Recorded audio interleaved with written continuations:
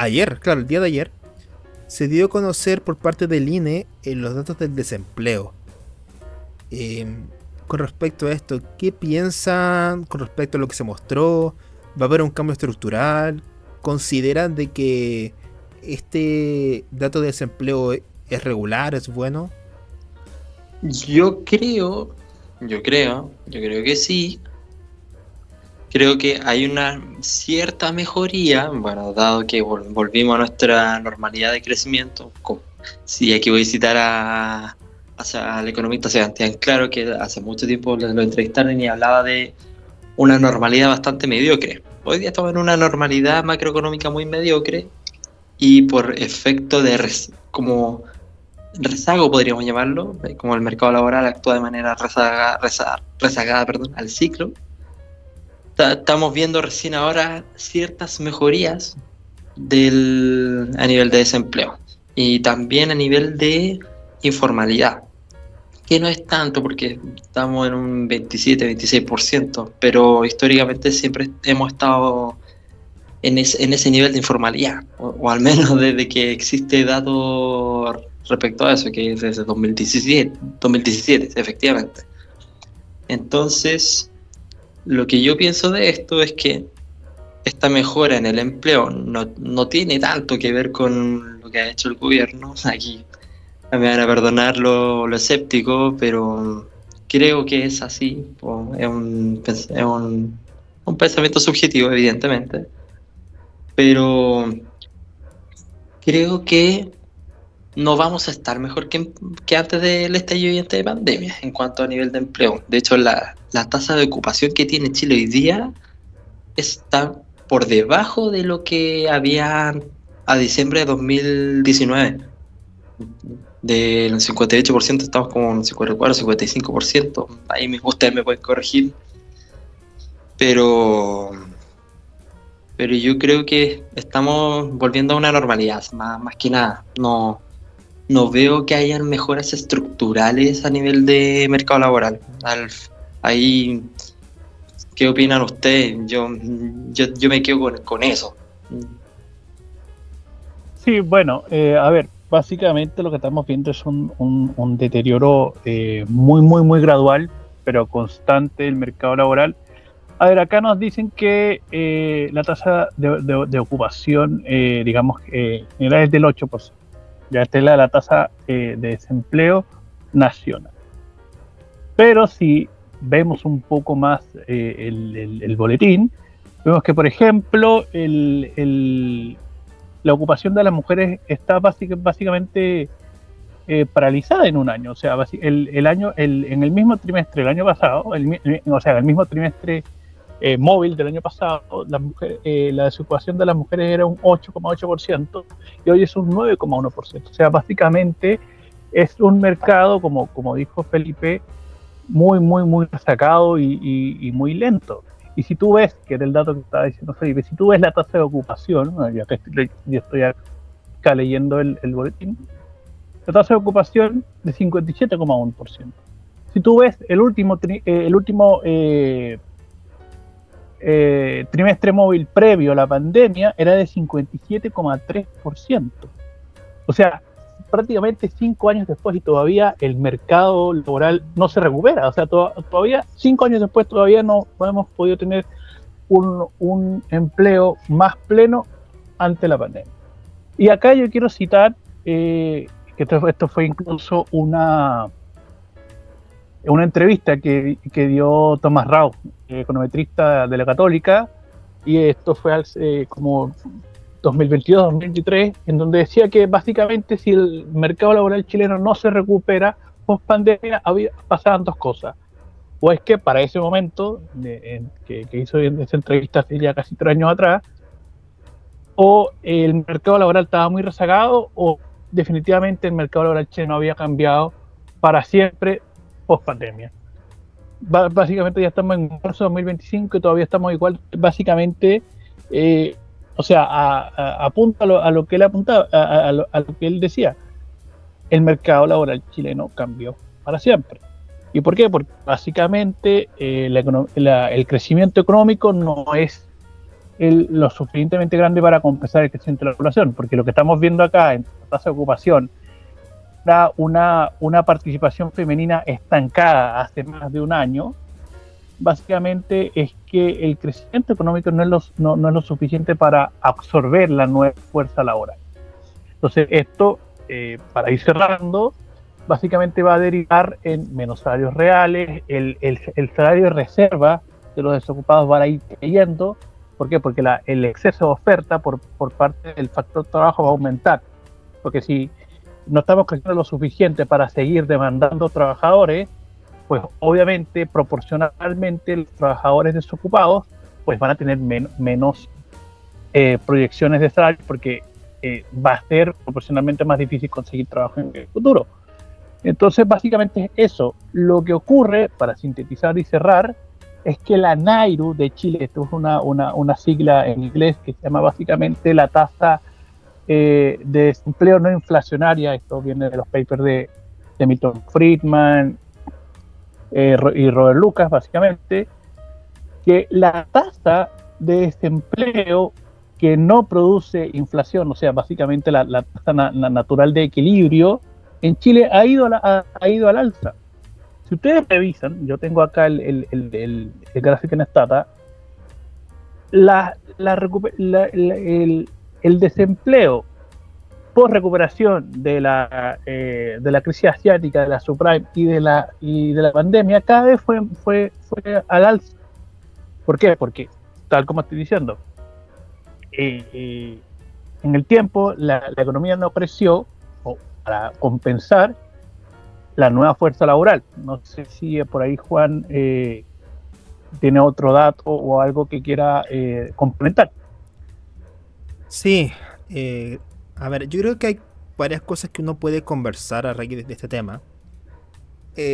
Yo creo que lo primero que me gustaría hacer es recomendar el boletín estadístico del INE. Cuando uno va a la página del INE y va para la parte de ocupados y desocupados, el INE todos los meses hace un boletín describiendo los temas laborales. Y claro, ciertamente tenemos una tasa de desocupación que es del 8%. Los hombres son 7,2 y las mujeres 9,1. Hay casi 1,9 puntos porcentuales de diferencia.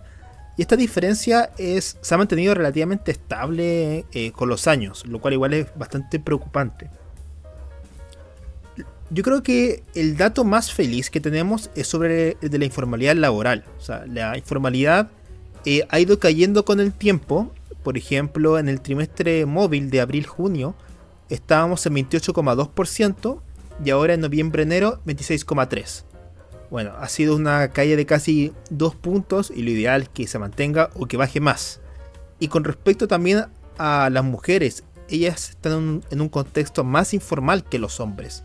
La informalidad de las mujeres es 28,1 y la informalidad laboral de los hombres es 24,9. Esto, lo que explica al final todo esto es que el mercado laboral chileno después de la pandemia no solamente no hemos podido recuperar todo ese trabajo, sino que además esto digamos como que tiene un sesgo de género. O sea, las mujeres son las más perjudicadas, tienen mayor desempleo y que además tienen una mayor informalidad. Y claro, y si uno lo ve en una perspectiva de largo plazo, yo tengo serias dudas de que el desempleo caiga por debajo del, por ejemplo, 7,5%. Lo veo muy improbable. El desempleo, bueno, ahora estoy leyendo un libro de macro que es de Abel Bernanke. Y lo que mostraba era básicamente cómo se mueve el desempleo cuando te cae el nivel de actividad. Y el nivel de actividad, o el producto o el PIB, tiene un factor muy importante en la evolución de la tasa de desempleo. Es decir, si te cae el desempleo, perdón, si cae el nivel de actividad, aumenta el nivel de desempleo más o menos al mismo ritmo. Básicamente ley de Okun. Claro, esto es básicamente ley de Okun. O sea, la ley de Okun es la relación entre el nivel de actividad y el desempleo. Y claro, y en este libro muestran datos para Estados Unidos y cómo se mueve. Y yo creo que una razón importante de todo esto, primero, de este desempleo, digamos, estructural del 8%, probablemente esté relacionado con el problema que tuvimos en el año 2023. O sea, Chile es uno de los pocos países de la OCDE que tienen el desempleo más alto del grupo. Y en 2023... Es el tercer país claro, de la OCDE, el tercer o cuarto país. El desempleo, claro, con Claro. más inestable, exactamente. Claro. Más lagunas previsionales. Claro, es un problema que tenemos. Y yo creo que el problema estuvo en 2023. O sea, el hecho de no crecer, o sea, de crecer prácticamente a cero, o de crecer en términos per cápita, eso perjudica mucho el nivel de actividad, la cantidad de demandas de trabajo que hacen las empresas. Y por lo tanto es muy difícil que se logre encontrar más trabajadores. Y al final tenemos un problema de que la gente no logra encontrar pega queriendo buscarla. O sea, hay una cantidad, digamos, cantidad de trabajo ociosa que no está, o sea, que está disponible, pero que las empresas no lo están empleando. Y esto se explica, claro, mucho por el nivel de actividad del país. Y con respecto al dato del 8%, claro, es un buen dato si lo vemos los últimos 4 o 5 años, cuando creo que en mayo, julio del año 2020 tuvimos un desempleo del 13,1%. Claro, ha ido cayendo, pero hay cosas que hay que explicar también. Usualmente el mes de enero es un mes, digamos, como con buena estacionalidad. Es decir, que este mes usualmente el desempleo es más bajo en comparación con otros meses. Y usualmente el mes de entre junio y agosto es unos meses de mala estacionalidad, es decir, que el desempleo tiende a ser un poquito más alto. Eso por un lado. Segundo, en Instagram hice una publicación donde hice una modelación econométrica que relacionaba la inflación, la tasa de política monetaria y el IMASEC y el desempleo. Y al hacer este modelo y hacer una proyección de aquí a 3 meses, lo que me mostraban los datos era que el desempleo es muy improbable que baje de 7-8. Muy improbable. Y que el 95% con probabilidad esté fluctuando entre 8 y 9 para los próximos 3 meses. O sea, al menos por los datos que yo tengo. Y lo más importante que para el caso de Chile en particular, el nivel de actividad o el IMASEC lograba explicar buena parte de la variación del desempleo después de 4 meses. Y por esta razón, claro, tenemos un problema de actividad. El Banco Mundial proyecta que Chile va a crecer en torno a 2,3. No vamos a crecer mucho más, no vamos a crecer 4% ni nada por el estilo. Y lo que todo esto me muestra es que con este nivel de actividad, en cómo se comporta la economía chilena, en función con esto, yo creo que desempleos por debajo del 7% no lo vamos a ver a menos que volvamos a crecer como antes. O sea, cuando crecíamos al 4 o 5%, que esto era 2010, 2012, ahí crecíamos a ese ritmo.